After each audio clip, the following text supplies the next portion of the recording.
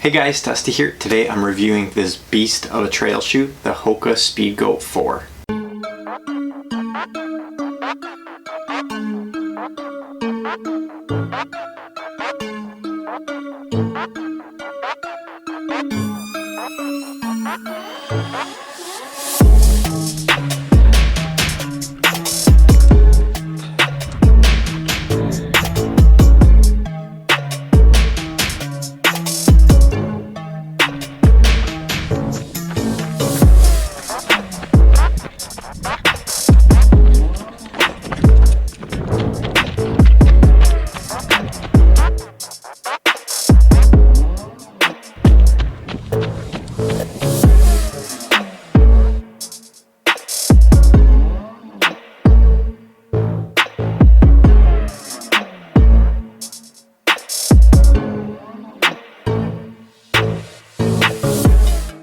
Alright, run done. Let's get into some of the specs on the Speedgoat.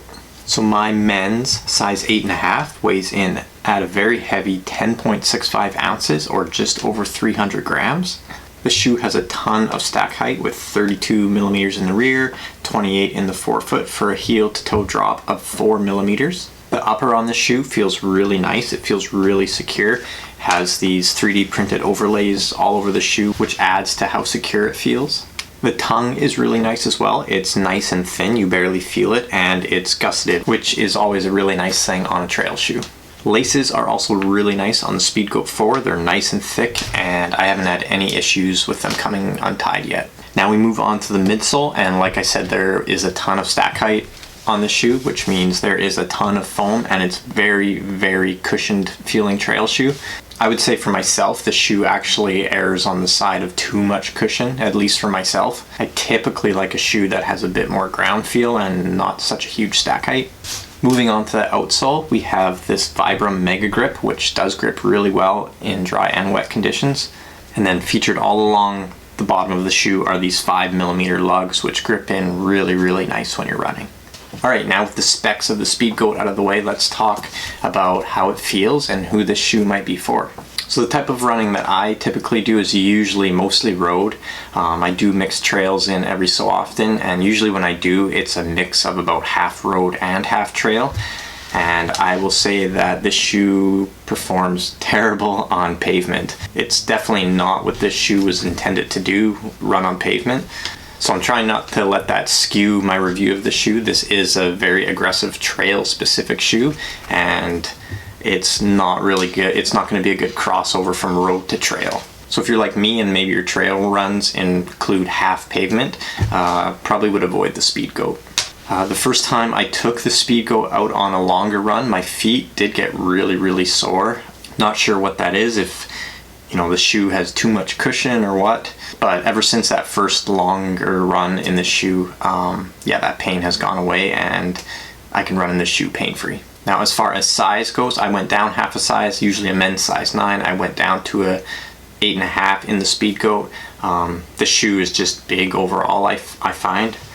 And I think if you were to compare this shoe to a vehicle, you could kind of think of it as an off-road Jeep. So, a big jacked up Jeep that has off-roading tires. Not something that you're going to want to cruise down the highway with, but taking over trails and really technical terrain, the shoe's going to shine. So this shoe does have maybe a bit too much cushion for my own liking. I will say though that descending trails with this shoe feels really, really nice. You can just let it fly and trust that the shoe is going to eat up whatever sort of surface you're running on, as long as it's not pavement.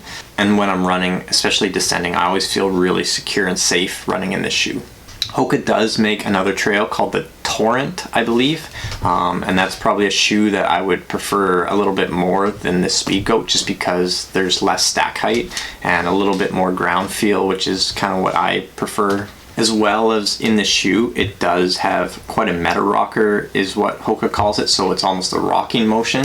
So if you're not used to that, I would definitely recommend you try it on before you get a pair. So this shoe does come in 2 versions. I have the normal version, non-waterproof, and it does come with a Gore-Tex upper. And the price of the non-waterproof version is $145 US or $190 Canadian. And then the waterproof version comes in at $160 US or $200 Canadian. So overall, this is a really decent trail shoe, super cushioned. I think you'd be hard pressed to find a trail shoe that has more cushion than the Speedgoat. So if cushion's something you like HOKAs, maybe you're an ultra trail marathoner and you want that cush and you want to be comfy when you're running those long distances, then yeah, absolutely recommend the HOKA Speedgoat. I think for myself, my next purchase would probably be the HOKA Torrent, just something that has a little bit less stack height and a little bit more ground feel. But I'll happily continue wearing out my Speedgoat 4s on the trails until then. So I hope you like my review of the Speedgoat 4, and if you have a pair, let me know what you think of them down below in the comments, and I'll see you in the next video.